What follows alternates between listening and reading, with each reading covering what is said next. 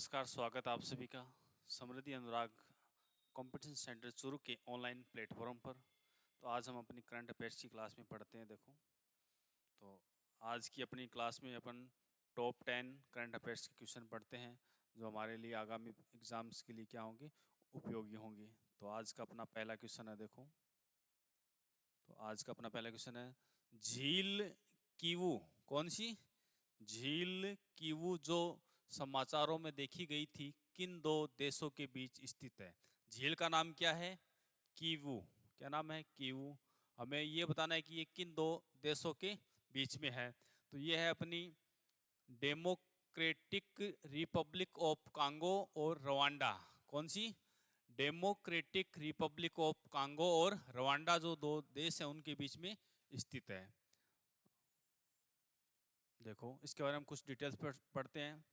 पूर्वी कांगो में झील कीवू में एक नाव पलट गई, जिससे 278 यात्रियों में से कम 18 लोगों की मृत्यु हो गई। नाव पलटने से कितने लोगों की मृत्यु हो गई? 78 लोगों की मृत्यु हो गई।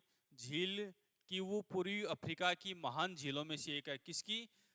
अफ्रीका की महान झीलों में से एक झील है। कौन? कीवू झील, जो डेमोक्रेटिक रिपब्लिक ऑफ कांगो और रवांडा के बीच स्थित है।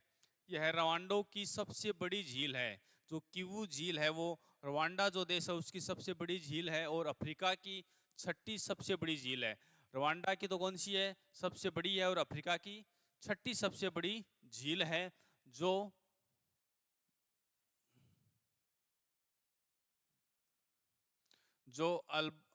अल्बर्टाइन रिफ्ट में स्थित है। झील का क्षेत्रफल 1040 वर्ग मील है। झील का जो कीवू झील है उसका कितना है?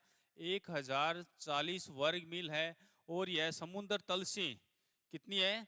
1460 मीटर की ऊंचाई पर स्थित है। झील के 58%, 58% जो वाटर है उसमें क्या है? डीआरसी में है। क्या है? इसका 58% भाग वो कहाँ है? डीआरसी, डेमोक्रेटिक रिपब्लिक कांगो में स्थित है। इसकी अधिकतम गहराई, इसकी मैक्सिमम जो डेप्थ है, गहराई, वो कितनी है? 475 मीटर है। और यह रूसीजी नदी, कौन सी नदी? रूसीजी नदी में बहती है, जो आगे जाकर लेक तांगानिका में मिलती है। ये था अपना आज का पहला क्वेश्चन। अब अपन देखते हैं अपना next question.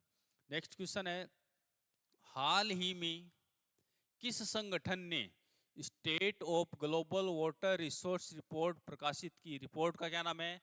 State of global water resource report. State of global resource water report. और हमें क्या बताना है कि इस रिपोर्ट को प्रकाशित करने वाला संगठन, जो ऑर्गेनाइजेशन है या अपन संस्था है, वो कौन सी है? तो ये किसके द्वारा प्रकाशित की गई? तो यह अपनी प्रकाशित की गई है, ऑप्शन नंबर बी वाला अपना, विश्व मौसम विज्ञान संगठन। किसके द्वारा प्रकाशित की गई है? विश्व मौसम विज्ञान संगठन के द्वारा इसको प्रकाशित किया गया है। अब देखो अपना स्टेट ऑफ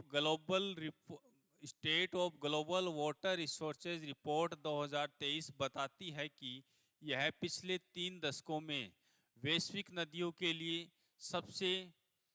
सबसे शुष्क वर्ष था। यह वार्षिक रिपोर्ट 2021 से विश्व मौसम विज्ञान संगठन द्वारा प्रकाशित की जा रही है। यह विभिन्न राष्ट्रीय और अंतर्राष्ट्रीय स्रोतों से जल संसाधनों का विस्तृत अवलोकन प्रदान करती है। पिछले 5 वर्षों में नदियों और जलाशयों में सामान्य से कम जल प्रवाह देखा गया है। सामान्य से कम जल प्रवाह देखा गया है। 2023 में सभी ग्लेशियर क्षेत्रों में बर्फ की हानि हुई, जो 50 वर्षों में सबसे बड़ी मास हानि थी।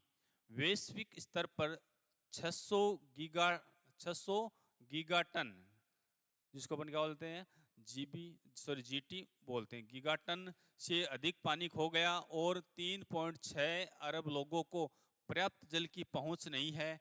यह संख्या 2050 तक 5 अरब से अधिक होने की संभावना है, जो सतत विकास लक्ष्य 6 को पूरा करने में विफलता का संकेत देती है। तो इस प्रकार से ये क्या है, अपने जो जो क्या है, विकसित होने का जो है उसमें ये विफलता का संकेत देती है।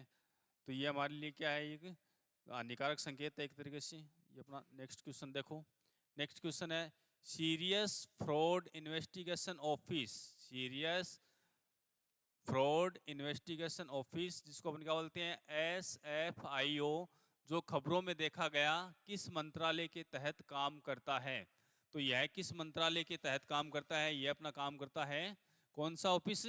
Serious fraud investigation office. यह अपना कॉरपोरेट कार्य मंत्रालय के अधीन या तहत काम करता है। SFIO जो है वो अपने कॉरपोरेट कार्य मंत्रालय के अधीन काम करता है। इसके बारे में अपन देखते हैं। देखो, केरल के मुख्यमंत्री की बेटी का बयान। केरल की मुख्यमंत्री की बेटी का बयान SFIO ने दर्ज किया, जिससे राजनीतिक विवाद उत्पन्न हुआ। सीरियस फ्रॉड इन्वेस्टिगेशन ऑफिस एक कॉरपोरेट धोखाधड़ी जांच एजेंसी है जो 21 जुलाई 2015 को स्थापित हुई। कब हुई? 21 जुलाई 2015 को स्थापित की गई थी। इसे कंपनी अधिनियम 2013 की धारा 211 के तहत वैधानिक दर्जा दिया गया। SFIO विभिन्न क्षेत्रों के एक विशेषज्ञों के साथ कॉरपोरेट कार्य मंत्रालय के तहत काम करता है। यह सार्वजनिक हित में जटिल धोखाधड़ी के मामलों की जांच करता है। SFIO सरकारी रिपोर्टों या सार्वजनिक हित के आधार पर मामले ले सकता है। एक बार मामले को सौंपने के बाद कोई अन्य एजेंसी उस मामले की जांच नहीं कर सकती है। SFIO का नेतृत्व एक निदेशक करते हैं और इसका मुख्यालय नई दिल्ली में है। तो जो SFIO है अपनी, उसका हेडक्वार्टर है, जो मुख्यालय वो कहाँ है? नई दिल्ली में स्थित है। देखो नेक्स्ट क्वेश्चन। नेक्स्ट क्वेश्चन अपना, हाल ही में किस राज्य सरकार ने स्वदेशी लोगों को भूमि अधिकार प्रदान करने के लिए मिशन वसुंधरा 3.0, मिशन का क्या नाम है? मिशन वसुंधरा 3.0 का शुभारंभ किया है। तो इसको, इस जो मिशन है इसको प्रारंभ करने वाली जो अपना राज्य है वो कौन सा है? देखो, वो राज्य है अपना असम। जो असम राज्य है उसके द्वारा इसको विकसित या इसको लागू किया गया है। तो देखो, असम के मुख्यमंत्री हिमंता बिस्वा शर्मा ने स्वदेशी लोगों को भूमि अधिकार देने, भूमि सेवाओं का डिजिटलीकरण करने के लिए मिशन वसुंधरा 3.0 की शुरुआत की। इस पहल का उद्देश्य भूमि संबंधी प्रक्रियाओं में पारदर्शिता और दक्षता में सुधार करना है।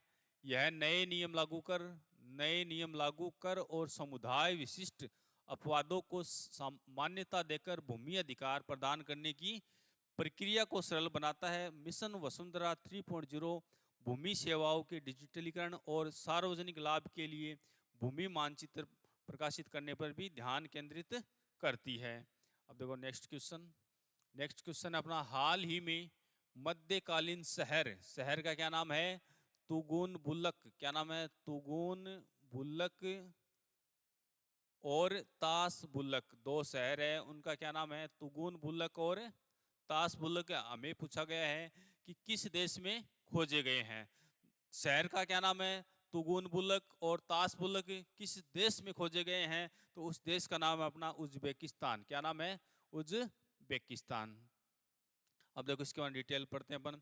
पुरातत्वविदों ने पूर्वी उज्बेकिस्तान के पहाड़ों में रेशम मार्ग पर तुगुनबुलक और तासबुलक नामक दो मध्यकालीन शहरों की खोज की है। पारंपरिक रूप से माना जाता है कि रेशम मार्ग मैदानों और नदी घाटियों से गुजरता था, लेकिन ये शहर दिखाते हैं कि व्यापार पहाड़ी क्षेत्रों में भी हुआ।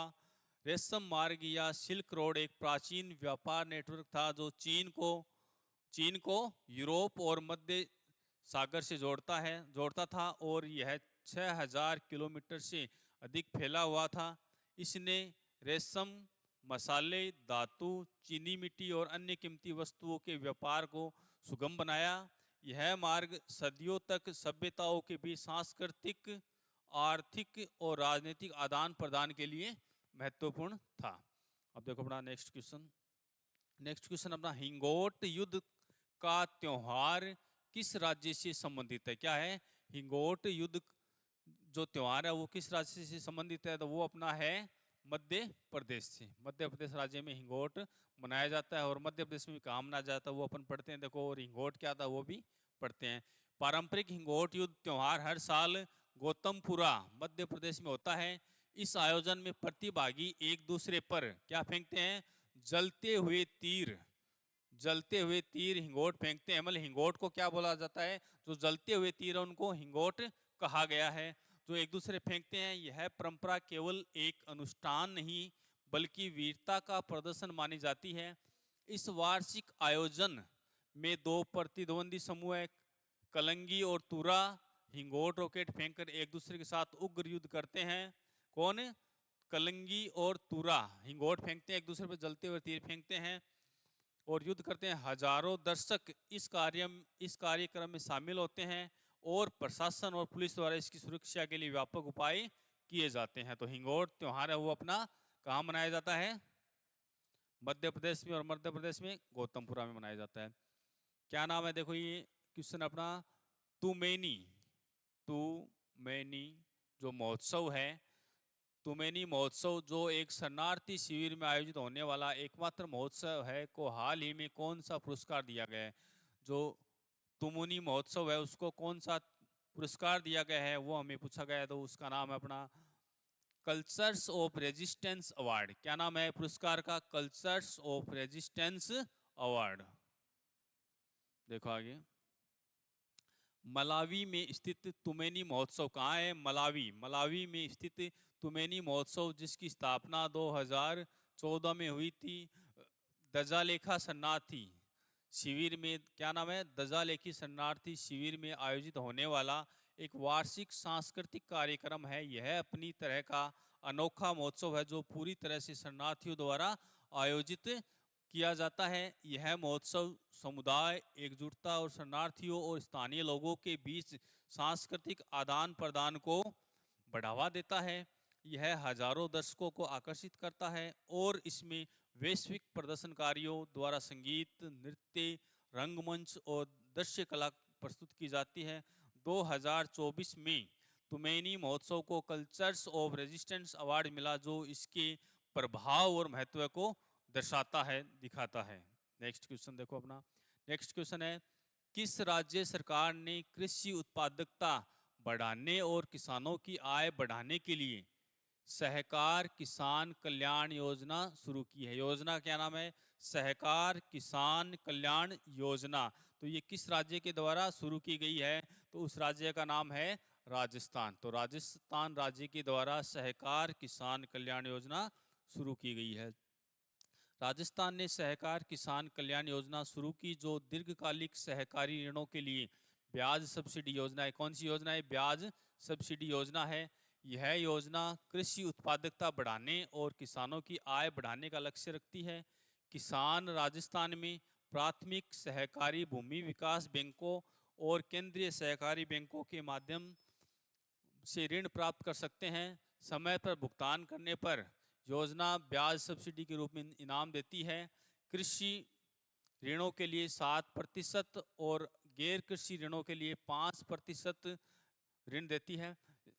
ऋण परियोजनाओं का समर्थन करते हैं जैसे ट्यूबवेल गहराईकरण, ड्रिप सिंचाई, भूमि समतलीकरण, ग्रीन हाउस, सौर स्थापना, वर्मी कंपोस्टिंग, रेशम कीट पालन और मधुमक्खी पालन। इन सब के लिए इसमें सब्सिडी दी जाती है, लोन दी जाती है और लोन समय पर जमा कराने पर उसमें सब्सिडी दी जाती है फिर इनाम के तौर पर।